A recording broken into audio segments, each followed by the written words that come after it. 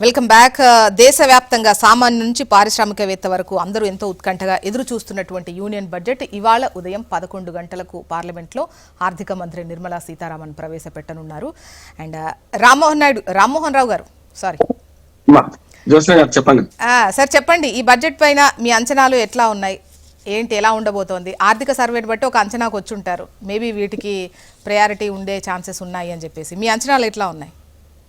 దాదాపుగా 35 ఏళ్ళ నుంచి నేను ఈ బడ్జెట్ సర్వే చేస్తుంటే నాకు అర్థమైంది ఏంటంటే, ఎంత అద్భుతంగా ఉన్నా అంకెల గారిడైన ప్రతిపక్షాలు అంటుంటాయి, అద్భుతంగా ఉందని ఇటు పక్కన అంటారు. ఈ రెండు ఉంటాయి, ఈ రెండు వాళ్ళు సహజంగా మాట్లాడతారు.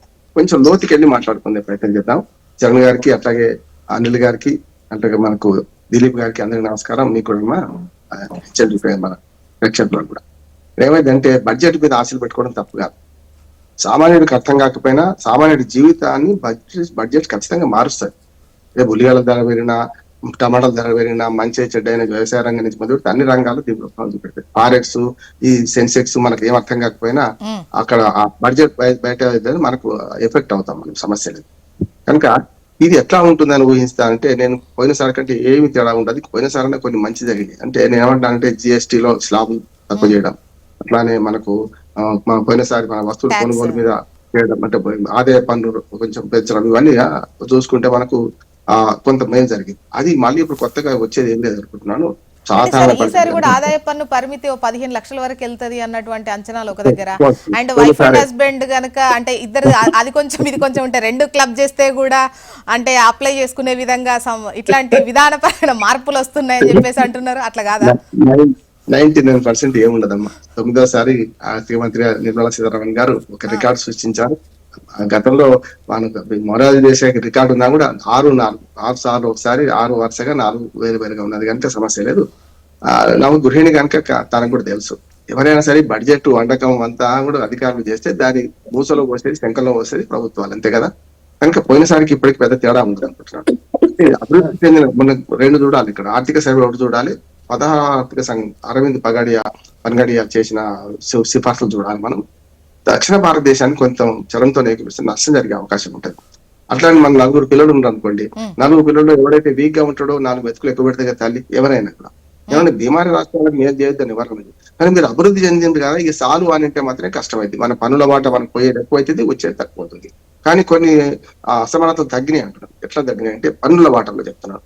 జిఎస్టీ లేకముందు ఈ రెండు జాతీయ పార్టీలు దుర్మార్గంగా వీళ్ళ మీద వాళ్ళు, వాళ్ళ మీద వీళ్ళు, వాళ్ళ అధికారంలో ఉన్నప్పుడు ఒక మాట, అధికారం లేనప్పుడు ఒక మాట మాట్లాడుతుంటారు. నేను 3 ఉదాహరణలు చెప్తాను. ఒకటి, మా ఆధార్ కార్డు తెస్తానని కాంగ్రెస్ పార్టీ, వ్యతిరేకించింది బీజేపీ. జిఎస్టీ తెస్తానని కాంగ్రెస్ పార్టీ, వ్యతిరేకించింది బీజేపీ. తెచ్చింది మళ్ళీ బీజేపీ. చూసింది కదా.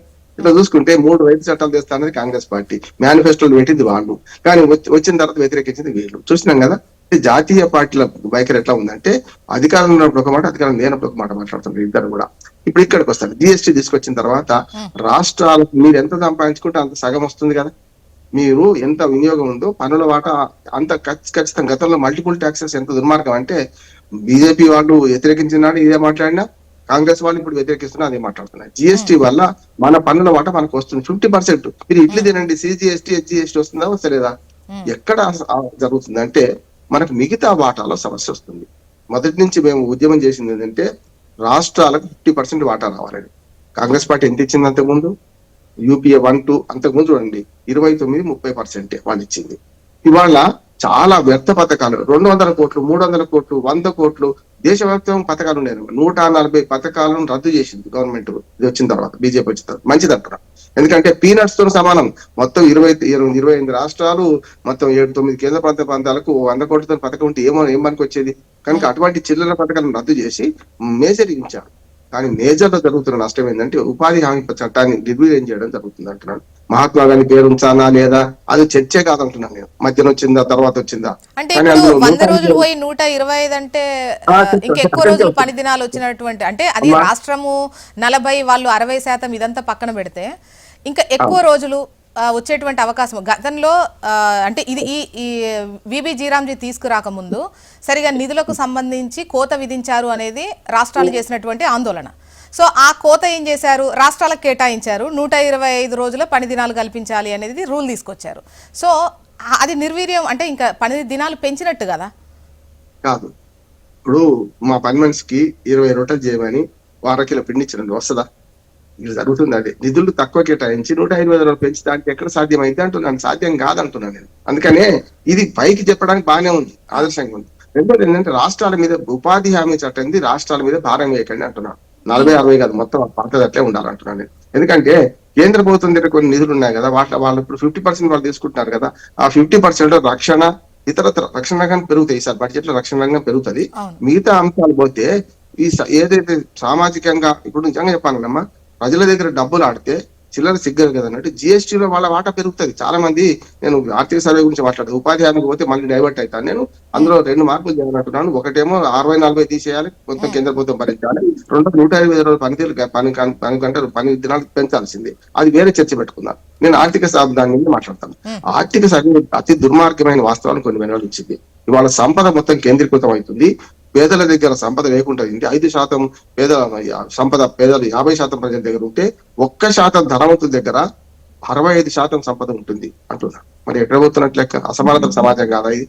అందుకనే ఆర్థిక పరిపుష్టి కావాలంటే పేదలకు సంపద పంపిణీ జరగాలి.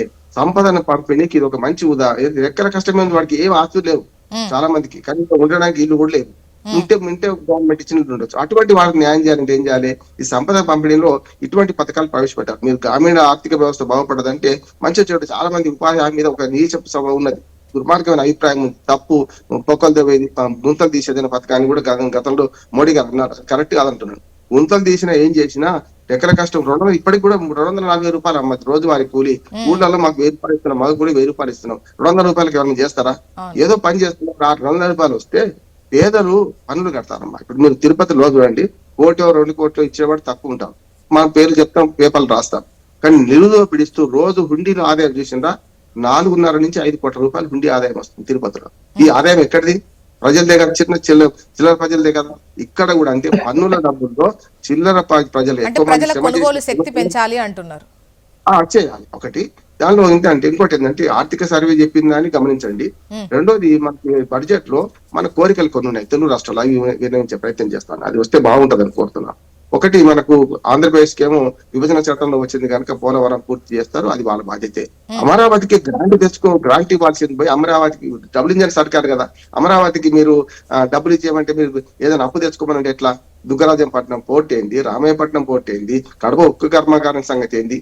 ఏం దాని నిధులు? ఏపీ నేతలు బీజేపీ బాగా సహకరిస్తోంది, బీజేపీ ఉండడం వల్ల వీటన్నిటికి సంబంధించి నిధులు వస్తున్నాయి, మేము కలిసి ఉండడం వల్లే ఇవన్నీ చెయ్యగలుగుతున్నాము, కేంద్రం నుంచి పెద్ద ఎత్తున నిధులు వస్తున్నాయి, గతంలో తేలేకపోయారు ఇప్పుడు తెస్తున్నామని చెప్పేసి అక్కడ వాళ్ళే అంటుంటే కొంచెం న్యాయం కాదంటలేదు. కానీ ఆగ్మెంట్ చేయమని చెప్తున్నాను. కానీ ఇప్పుడు ఇనుము వేడి ఉన్నప్పుడే కొట్టాలి, మనకు అవసరం ఉన్నది కొట్టాలి. ఇప్పుడు ఈసారి చూడండి, ఆంధ్రప్రదేశ్ కు పోయినసారి బడ్జెట్ కంటే అన్యాయం జరుగుతుంది అంటున్నా నేను జోస్యం చెప్తున్నాను. ఎందుకంటే పశ్చిమ బెంగాల్ ఎన్నికలు ఉన్నాయి.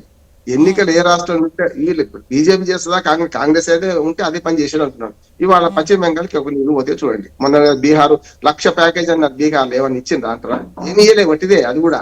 అందుకని ఎలక్షన్లలో బడ్జెట్ ఉపయోగించుకుంటారు, తర్వాత ఇవ్వరు అంటున్నాను. ఈ తెలంగాణ మాత్రం అన్యాయం జరుగుతుంది అంటున్నారు. ఎట్లా అని తెలంగాణకు చూసుకుంటే కేసీఆర్ గారు మొదటి 5 ఏళ్ళు మొత్తం సహకరించింది కదా, అన్ని బిల్లులకు సహకరించి అన్ని బిల్లులకు ఆయన ఓటేశారు కదా.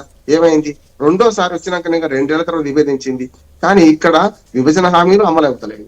ఈ 12 ఏళ్ళుగా 11.5 ఏళ్ళ ఎన్డీఏ గవర్నమెంట్ లో విభజన హామీలు అమలు అవుతలేవు. దాంతో పాటు రావాల్సిన ఏవి కూడా రావడం లేదు. ఒకటేంది, బీజేపీ వాళ్ళు ఏమనుకుంటున్నారంటే మేము అధికారంలోకి వచ్చాము చేద్దామంటారు. ఎప్పుడు కూడా అయ్యో వచ్చేదాకా అమావాస్య ఆగదు, మీరు చెయ్యండి ఆటోమేటిక్ గా మీకు ఓట్లు పడతాయి అంటున్నారు. మొదటిసారి 2019లో 2014 19 పక్కన పెడతాం, 2019లో 4 పార్లమెంట్ సీట్లు ఇచ్చారు ప్రజలు. తర్వాత 2024లో 8 పార్లమెంట్ సీట్లు ఇచ్చారు కదా, దానికి తగిన న్యాయం చేయండి అని అంటున్నాను నేను. అట్లాగా ఉన్నాయి, అన్ని అట్లా పెన్నులు ఉన్నాయి. రీజనల్ రింగ్ రోడ్ 7 ఏళ్ళు అయింది మంజూరై, నెంబర్ కూడా వచ్చింది ఉత్తర భాగానికి, దక్షిణ భాగానికి రాలేదు.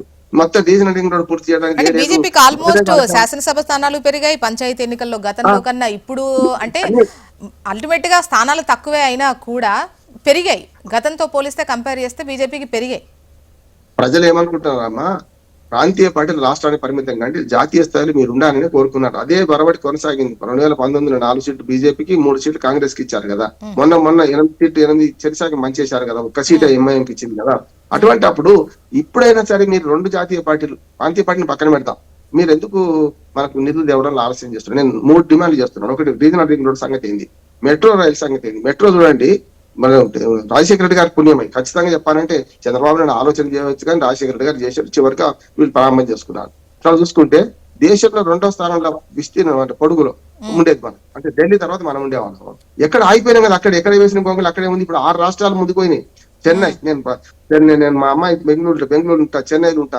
అక్కడ చూస్తే మెట్రో అద్భుతంగా పనిచేస్తుంది. మనకంత ఒక అహ్మదాబాద్ మనకంటే వెనుకున్నది అంతే తప్ప ఢిల్లీ నుంచి మొదలు పెడితే అన్ని నగరాలు కలకత్తా సార్ మనకన్నా ముందు మన 6వ స్థానంలో పడిపోయాం. ఎందుకైనా మరి మెట్రో 2, 3వ స్థానం అనుకున్నాం కదా, ఇప్పటి నుంచి ప్రతిపాదనలు అట్లాగే ఎందుకుంటున్నాయి, అట్లాగే మెట్రో విషయంలో అన్యాయం జరిగింది అంటున్నాడు.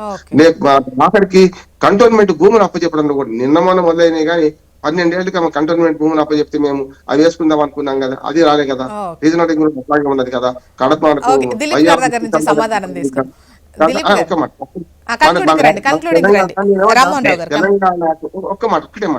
తెలంగాణకు రావలసినవి అవసరమైన రావడం లేదు అన్న ఆవేదన ఏంటంటే, వాళ్ళు తెలంగాణ పట్ట కూడా ఒకసారి చూడండి. గతంలో కాంగ్రెస్ ఉన్నా, మన బీఆర్ఎస్ ఉన్నా, ఇవాళ కాంగ్రెస్ ఉన్నా, ఈ పార్టీలను చూడకండి, ప్రజలను చూడండి. మీకు మద్దతు చేస్తున్నారు ప్రజలు, ఆ మద్దతు దగ్గర ప్రతిపాదన ఇవ్వండి అని బీజేపీ వారిని కోరుతున్నాం.